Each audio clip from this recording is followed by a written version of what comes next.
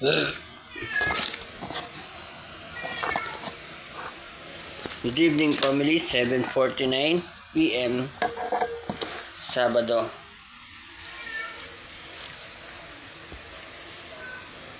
April 4. Babasahin po natin 1 Corinto 12, 1 hanggang 11.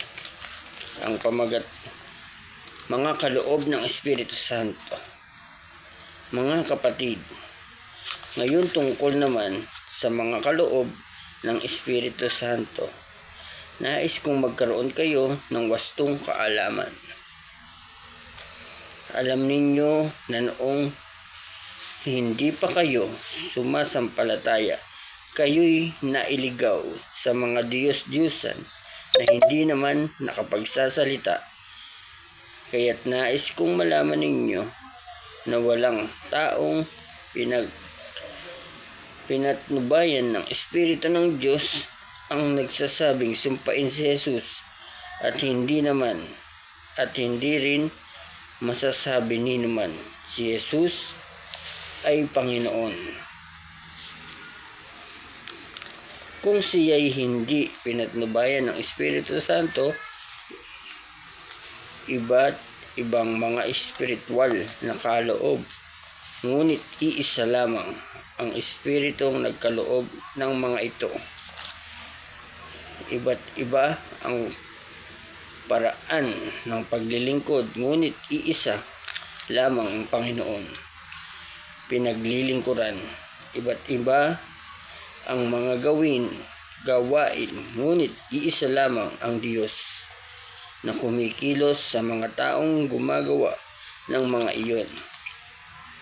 Para sa ikabubuti ng lahat, ang bawat isa'y binigyan ng patnubay na nagpapakitang nasa kanya ang Espiritu.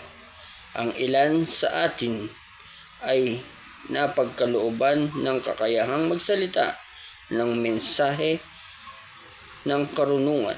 Ang iba naman ay pinagkalooban ng kaalaman, subalit iisang Espiritu ang nagkaloob nito.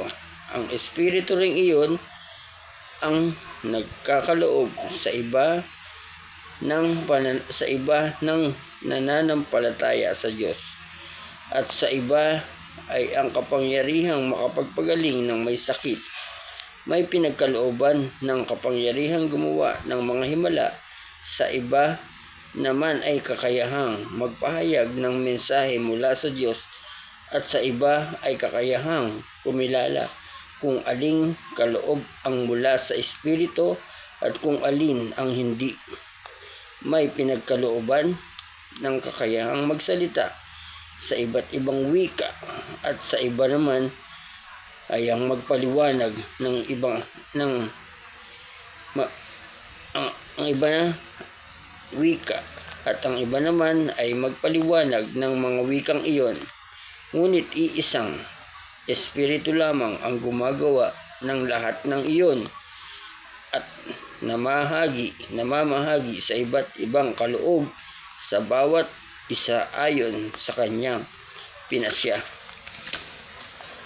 Maraming salamat po.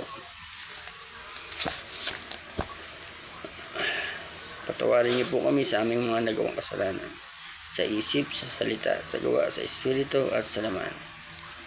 Sa pangalan ni Jesus. Thank you po.